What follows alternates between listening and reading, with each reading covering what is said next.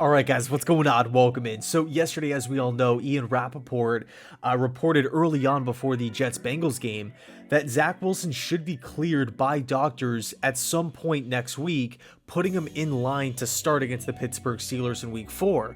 Taking on a 1-2 Steeler team that, quite frankly, they dropped the last 2 weeks. Didn't really look all that impressive against the Cleveland Browns. This is going to be a hungry team. Playing in Pittsburgh, the Jets have got to have all hands on deck here. And it's also super exciting to have this, originally the starting quarterback of your team coming back, but not only just that, but the second overall pick as well. So in this one, I wanted to talk a little bit about what my expectations are for Zach in his debut performance here against Pittsburgh. And I would love to hear your thoughts down below.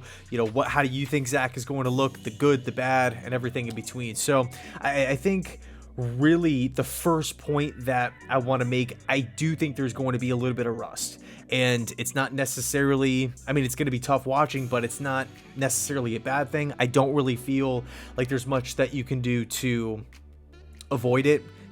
It's just his first game of the season. Really, he doesn't have weeks of experience here.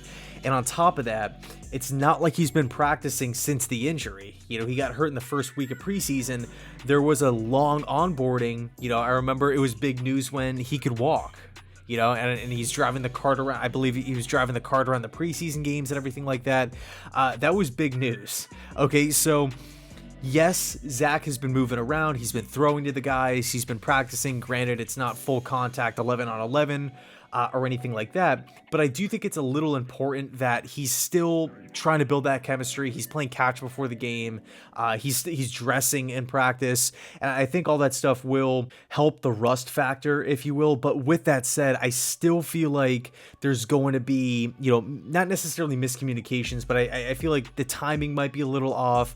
Is he overthrowing guys, underthrowing guys? Is the football hitting the feet of the pass catchers? Are wide receivers having to slow down in their route or, stop completely to be able to come down with a pass? I think there might be a little bit of that.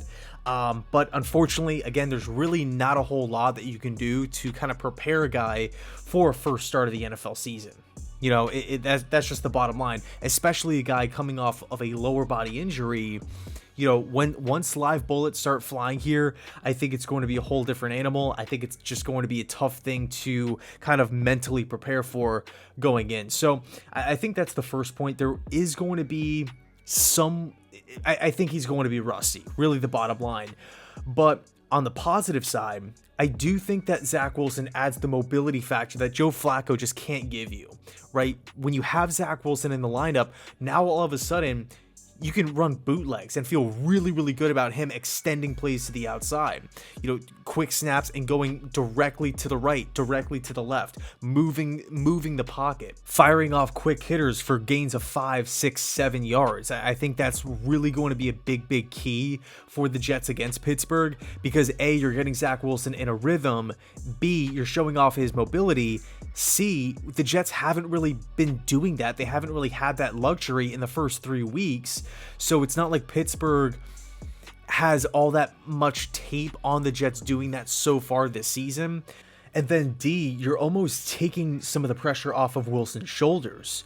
You're not asking him to make 7, 8 step drops consistently. Oh, you got to go out and you got to scan the entire field, go through 4 reads, get it to your check down if nobody's there, and be exactly, you got to be perfect essentially on every single drop back. With these little quick outs and everything, if we get the pocket moving, I think it's almost, you hear it a lot in baseball, whether it's high school, college, or even in the MLB, some pitchers just want to go up to the mound, get their sign, and just let it rip.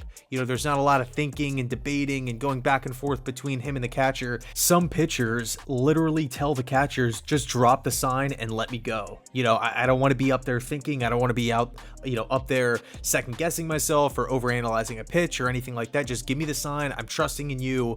Let me go. So if Mike LaFleur can almost give Zach Wilson a similar situation here, where you're only really giving him 1 or 2 options and you're taking away half the field, I think it's going to be really, really big as far as just getting rid of some of the mental haze and also anxiety for Zach Wilson going into the game. Another point as well, Garrett Wilson is really, really bursting out onto the scene. It seems like Mike LaFleur is running the offense through Garrett Wilson. He is the number one target so far through the second and the third game here against Cleveland and Cincinnati. The first game against Baltimore, it was weird. He was only played in 6 snaps in the first half, which is kind of crazy to think about.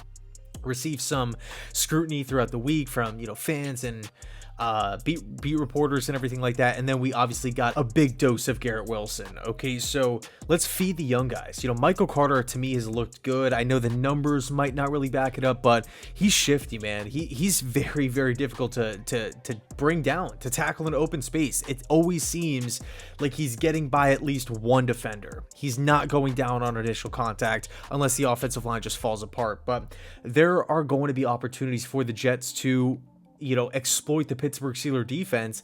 And I think, although the Steelers have the rust factor, although the Steelers have, home field advantage and everything like that, extra time to prepare for, for this Jets offense, the one thing that they don't have is tape on Zach Wilson with this 2022 squad, with the offensive line, with the tight ends, with the running backs. I think, I cannot wait. Again, I know week 1 and week 3, it sucked watching. It was just absolutely brutal, embarrassing in certain, parts of the game. But week 4 is here, and we all knew when the schedule dropped that the Jets they had a really, really tough stretch in the first half of the season.